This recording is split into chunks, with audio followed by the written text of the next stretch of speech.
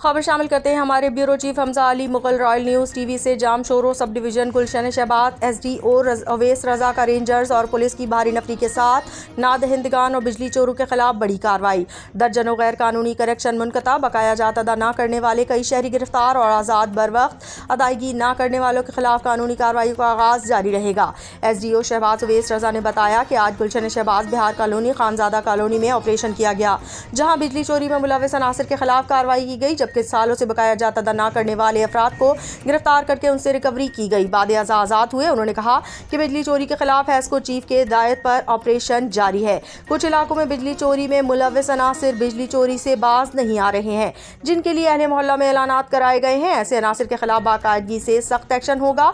उन्होंने शहरियों से अपील की कि बिजली चोरी की वजह से कौमी खजाने को नुकसान होता है, कौमी खजाने को नुकसान करने वाले किसी माफी के मुस्तहिक नहीं।